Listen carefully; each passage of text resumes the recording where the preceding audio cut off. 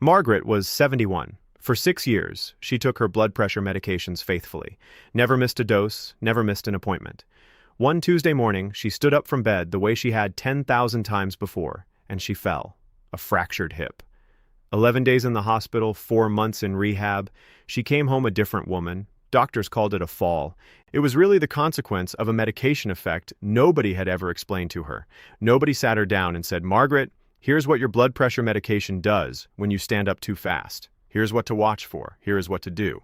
That silence, the gap between prescription and patient, is why this exists. I am Dr. Paul, and I have spent 12 years in internal medicine, nutrition, fitness, and geriatric pharmacology. I have watched thousands of seniors manage blood pressure medication, and I have seen how much the outcome depends on whether they truly understand it. The difference between a patient who understands their medication and one who doesn't is not academic. Sometimes it changes the entire arc of a life. Today I want to give you the conversation Margaret never had, the full, honest, science-backed truth about two of the most widely prescribed blood pressure drugs in the world, Amlodipine and Losartan.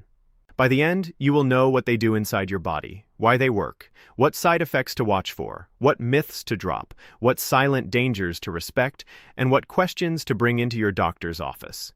Stay to the end. The final section, my bonus protocol, covers something almost nobody discusses, and it may be the most important thing you hear today. 2 dangerous myths. Myth 1. If my blood pressure feels normal, my medication is working, and there's nothing more to think about. High blood pressure has no reliable symptoms. You can't feel it rising, and you often can't feel it dropping too low until it's severe. The patients at highest risk are the ones who feel fine and stop paying attention. A 2019 Journal of the American Geriatric Society study of over 4,500 adults over 65 on antihypertensives found more than 30% had experienced a clinically significant drop in blood pressure on standing, orthostatic hypotension, in the past year. Yet fewer than 15% ever reported it to their doctor. They assumed it was just aging. It wasn't. It was preventable. And it's the kind of thing that changed Margaret's life. Myth 2. All blood pressure medications are basically the same. Once you find one that works, nothing else matters. This is false. The class of medication matters enormously, and so does the dose, the timing, and the combination of medications. Amlodipine and Losartan work through completely different mechanisms in the body, affect different systems, cause different side effects, require different monitoring, and interact with the body's physiology differently at different times of day. Understanding these differences isn't academic. It's practical, actionable, and potentially life-changing. Let's begin. Amlodipine. How it works. Amlodipine belongs to a class called calcium channel blockers. The walls of your arteries are lined with smooth muscle, involuntary muscle that contracts and relaxes based on chemical and hormonal signals rather than conscious control. When this muscle contracts, the vessel narrows, much like squeezing a garden hose. The same volume of fluid moving through a narrower tube raises the pressure inside. Smooth muscle contracts when calcium flows into its cells through channels built into the cell membrane. More calcium in, more contraction, narrower vessel, higher pressure. Amlodipine works by partially blocking those calcium channels. Less calcium enters, the muscle contracts less, vessels widen, resistance drops, and blood pressure falls. The landmark ALL-HAT trial, over 33,000 patients published in the New England Journal of Medicine, found amlodipine as effective as, and in some measures superior to, other drug classes at preventing heart attacks, strokes, and cardiovascular death, reducing stroke risk by 23% versus some alternatives in high-risk groups. Amlodipine suits older adults well. Once daily dosing, a long half-life so a missed dose doesn't spike pressure immediately, no dry cough, unlike ACE inhibitors, no blood sugar/cholesterol effects, unlike older diuretics, and no fatigue or exercise intolerance, unlike beta blockers.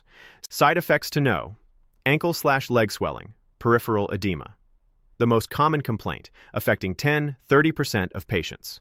Amlodipine relaxes arteries more than veins, so fluid backs up into leg tissue. This isn't fluid overload like heart failure. Diuretics won't reliably fix it. Dose adjustment, leg elevation, or a medication switch usually will. Tell your doctor. Don't assume it's just age. Flushing, facial warmth and redness from vessel dilation, usually easing after the first few weeks. Dizziness on standing, covered in depth below. Gum overgrowth, gingival hyperplasia. Affects roughly 10–20% more with poor oral hygiene. Mention thicker or bleeding gums to your dentist and doctor. Constipation. Common across this drug class. Hydration, fiber, and activity help. Losartan. How it works. Losartan acts on the renin-angiotensin-aldosterone system, RAAS, an ancient evolutionary blood pressure and fluid regulator that helped our ancestors survive blood loss, dehydration, and low-sodium environments. In the modern world of high-salt diets and widespread cardiovascular disease, this same system can become chronically overactive and drive pressure steadily upward for decades. When blood pressure or kidney blood flow drops, the kidneys release renin, which triggers production of angiotensin II, one of the body's most potent vessel constrictors, which also signals the adrenal glands to release aldosterone, causing the kidneys to retain sodium and water. In an acute emergency like blood loss, this system is life-saving. Chronically overactive, it keeps pressure high and slowly damages the walls of every blood vessel in the body. Losartan is an angiotensin receptor blocker. It occupies the receptor angiotensin II would normally bind, blocking the signal. Vessels don't constrict, aldosterone drops, sodium retention falls, and blood pressure comes down. Beyond blood pressure, Losartan has proven kidney protective effects independent of pressure reduction. The renal trial, NEJM, 2001, 1,500 plus patients with type 2 diabetes and hypertension, found Losartan cut the risk of doubling serum creatinine by 25% and end-stage renal disease by 28% versus placebo. That matters because kidney function naturally declines about 1% per year after age 40, and Losartan effectively shields it, especially valuable for seniors with diabetes or existing kidney concerns. Losartan also avoids the dry cough seen in up to 15% of patients on ACE inhibitors, and generally spares sexual function, mood, cognition, and exercise capacity. What every senior on Losartan should know. Potassium. Less aldosterone means kidneys excrete less potassium. Usually harmless, but in seniors with reduced kidney function, diabetes, or other potassium-affecting conditions, it can rise to levels that disturb heart rhythm.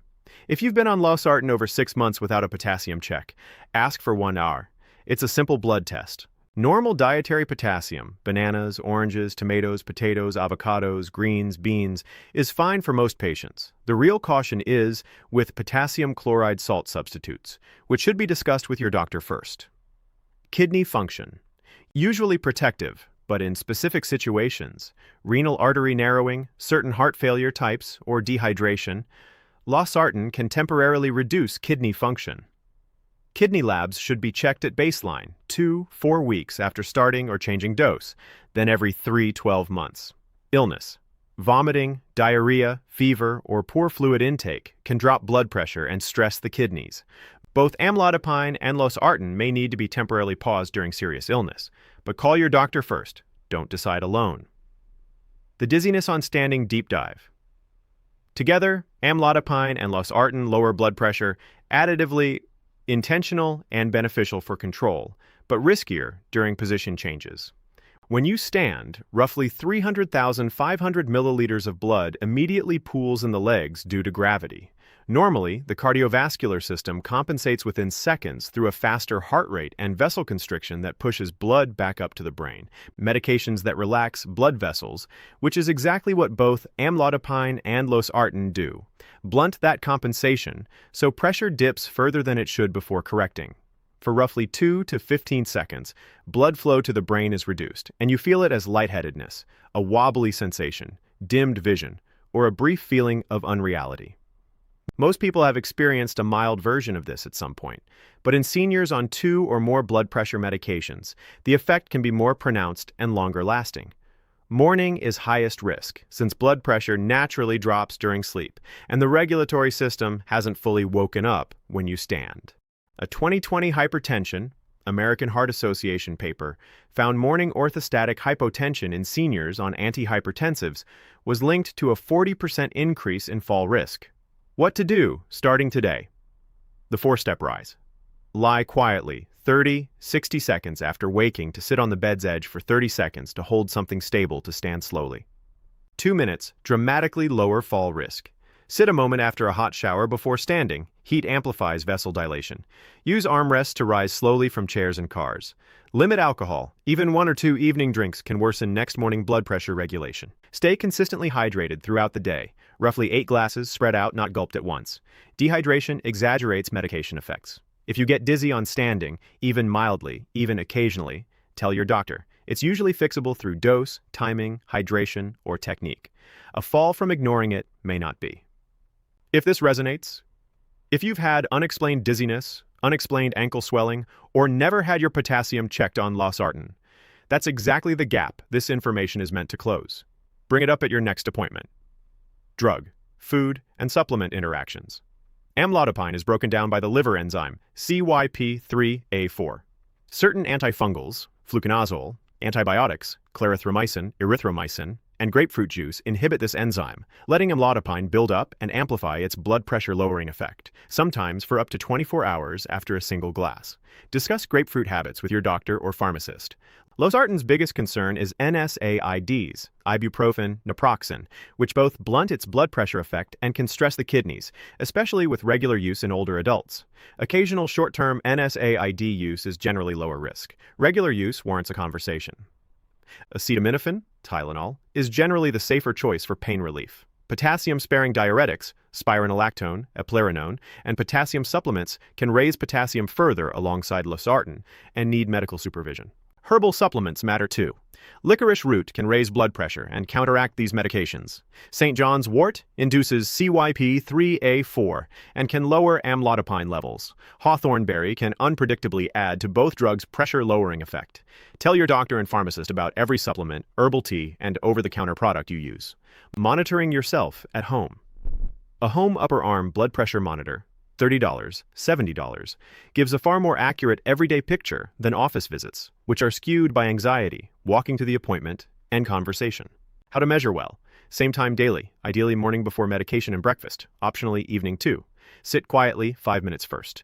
Arms supported at heart level. Don't talk. Take 2 readings 1-2 minutes apart, and average them. Log everything and bring it to appointments. Most seniors should target roughly 130/80 millimeters of mercury or below, though this varies by individual factors. Consistently high readings may mean your medication needs adjusting. Consistently low readings, below 100/60, or symptoms at home should be reported promptly. Regular lab monitoring should include serum creatinine, estimated GFR, serum potassium, a metabolic panel, and periodic urinalysis. For losartan, at baseline, 2-4 weeks after starting or changing dose, then every 3-12 months depending on your individual situation. If you're unsure when you last had these checked, a quick call to your doctor's office or nursing staff can usually tell you. 5 red flags. Call the same day or seek emergency care. 1. Sudden, severe, unusual headache with much higher than usual blood pressure, possible hypertensive emergency. 2. Severe dizziness, fainting, or a fall. Don't wait for your next appointment. 3. Significantly reduced or absent urination over a day, possible kidney impairment. 4. Sudden, severe swelling of face, lips, or tongue, a rare but serious allergic reaction, angioedema, more linked to ACE inhibitors, but reported occasionally with losartan. 5. New palpitations, irregular or racing heartbeat, especially with dizziness or shortness of breath, possible potassium-related arrhythmia. Write these on an index card and keep it on the fridge or in your medication drawer. The bonus protocol 1. Timing may matter. The Hygiea Chronotherapy Trial, European Heart Journal 2019, 19,000 plus patients, 6+ year follow-up, found bedtime dosing linked to 45% lower cardiovascular death, 34% lower heart attack risk, and 40% lower stroke risk versus morning dosing. The findings sparked real scientific debate, and later studies have been more mixed. I'm not telling you to switch your timing on this alone, but it's a legitimate question worth raising with your doctor. 2. The morning surge. Blood pressure naturally dips during sleep and rises sharply on waking, and heart attacks and strokes cluster in these early morning hours.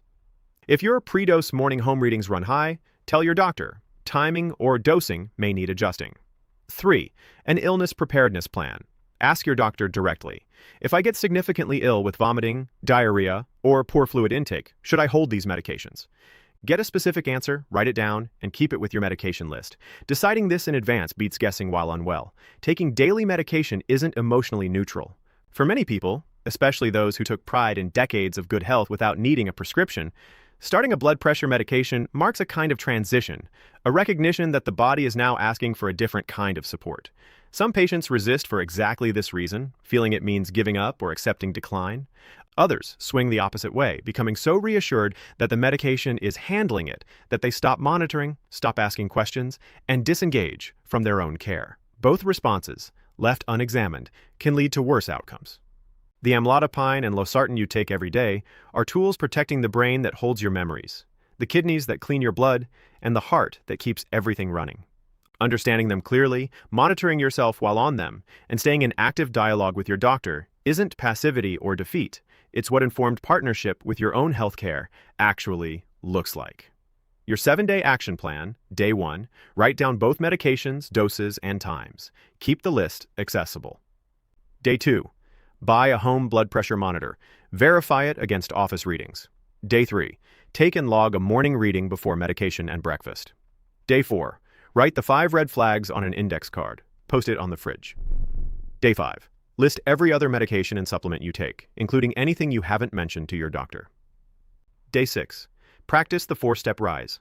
Lie, sit, pause, stand every morning. Day 7, schedule or prepare for your next appointment with written questions. Potassium check, dosing timing, ankle swelling, morning dizziness. Margaret's fall didn't have to happen. The knowledge that could have prevented it already existed in textbooks, in clinical guidelines, in the conversations doctors wish they had more time for. It just never reached her. Today, it reached you. Please don't let it stop here. Share it with the person in your life who takes blood pressure medication without fully understanding it, the adult child who worries but doesn't know what to ask, the friend who's had ankle swelling for years that nobody ever addressed, anyone who's brushed off morning dizziness as just getting older. A single piece of information, reaching the right person at the right moment, genuinely changes lives. I am Dr. Paul. I have spent years in medicine because I believe informed patients live longer, live better, and live more fully as themselves. Everything shared here is for educational purposes only and is not a substitute for personalized medical advice from your own physician. Please don't stop, adjust, or change your medications based on this content alone. Bring these questions, this information, and this new understanding to your next appointment. Your doctor is your partner in this. Be the patient who comes prepared. Be the patient who asks questions. Be the patient who brings a home blood pressure log, a medication list, and a written list of concerns. Be the patient Margaret deserved to be, the one who knew enough to protect herself. Take your medications thoughtfully, stand up slowly, drink your water, and take very good care of yourself.